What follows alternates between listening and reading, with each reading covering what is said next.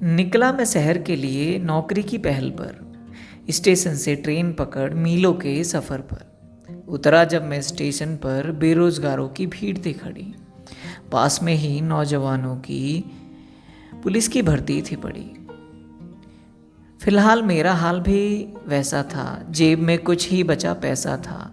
नौकरी की तलाश में मीलों का सफ़र मैं तय कर बैठा था।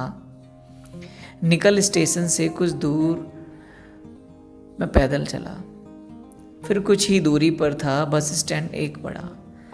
हाथ में लिए पर्चे पर चढ़े पते को फिर मैंने पढ़ा और तुरंत फिर वहाँ से एक बस में चढ़ा। कंडक्टर से फिर एक टिकट कटाई। टिकट के साथ उसने मुझे एक सीट थमाई। फिर विनती करते हुए बोला, मैं जब स्टैंड आ जाए तो बता देना भाई। अगले बस स्टैंड जब बस रुकी तो चढ़ी वहाँ से एक लड़की। उसने भी फिर एक टिकट कटाई और कर दी बातों बातों में कंडक्टर की खिंचाई।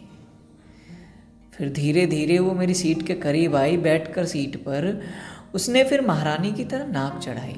मन ही मन सोचा मैंने, क्या मुसीबत गले पड़ गई भाई। एक शहर अनजाना, ऊपर से लोग अनजाने, और हम ठहरे नौकरी के लिए भटकते दीवाने। घबराते हुए मैंने पास बैठी लड़की से बात करने की हिम्मत थी जुटाई। धीमे स्वर में पूछा उससे कि अगला स्टैंड कौन सा है। उसने फिर कुछ देर देखा मुझे और फिर अपने ही अंदाज में फिर से नाक चढ़ाई और ऊंचे स्वर में बोली, आएगा तो कंडक्टर आवाज़ लगा देगा, क्यों उतावले हुए जा रहे हो भाई। कहकर इतना उसने चुप्पी लगाई। हमने भी फिर चुप रहने में ही समझी भलाई। मन ही मन गुस्साया और बड़बड़ाया, बड़ा अजीब शहर है भाई। अगले स्टेशन पर उतरी जब बगल में बैठी मुसीबत, तो मैंने राहत की सांस पाई। शहर एक अनजाने दो जब मिलते हैं तो मसले कुछ ऐसे ही निकलते हैं भाई। किसी का गुस्सा किसी पर फूटता है।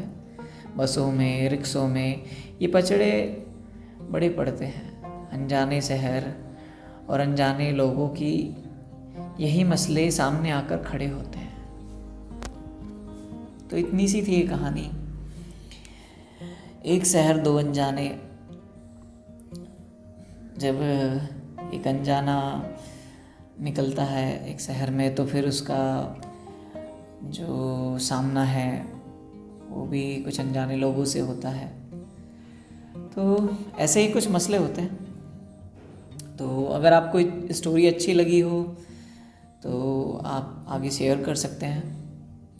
तो उम्मीद करता हूँ कि आपको स्टोरी जो है अच्छी लगेगी और आप कनेक्ट कर पाएंगे अपने से इस कहानी को।